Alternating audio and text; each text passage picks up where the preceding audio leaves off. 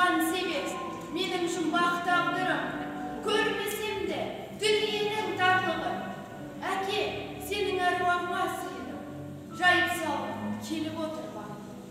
Шешеледім өзімде, құдірет бар, сабырменен төзімде. 54-те мені көрген екенсің, перзентке зар боп жүрген кезім. Уайымның дәмін таттым мен де бір, қандай сыйын тартады деп енді өмір. 54-61 жас, мүшелімде сен кетті. 7 жаста жетім қалдым шер көңіл. Теппеді бастан бақ таушады, дәрменсіздік аяқ қолды тұсады. Бауырымызбен екеумізге жылыя, анамыздың қолдасты құшағы. Сен ойласам, мұң толады көзіме, қуат берші құлазыған кезіме. Өзін емес, өзгені ғана ойлайтын, тартып мынау әкесін көзіңе. Орнан отыр, ойланып, ақ бұлттар ұшар, айланып, тебіреніске түскендей, тарихтың тілі байланып, абайдан қалған қазына мұхитқа терең бойлады, жете алмай түбіне, бойлаған сайын қоймады. Құдіретіне табынып, талпынудан таймады.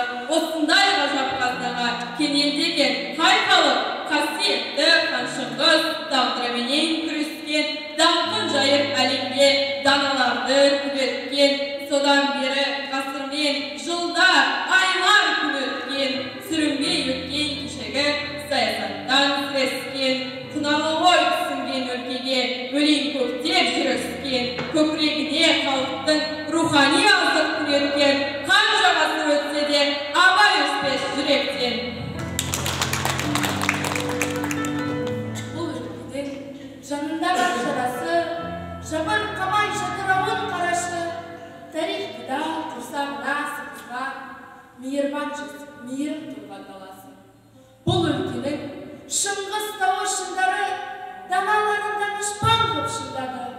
Арулары сыңғыр үнді сырғалы, азамат сұңғылы өсіңдады. Бұл өлкенің адамдары зиялы, сұлу сөзді зерделерге жияды. Бабам дақ түсірмей сақтаған, мұқалмай тұлпарлардың тұяғы.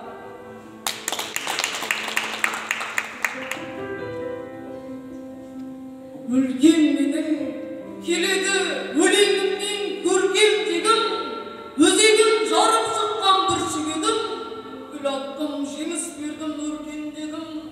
Ұшпағым-ай, кеудемнің ашылмаған жұмбағындай, жалаңаяқ жалдаған бұлағымды, қайтыр алмас қайран сол жолдарым-ай. О, ғажап өлкем менің,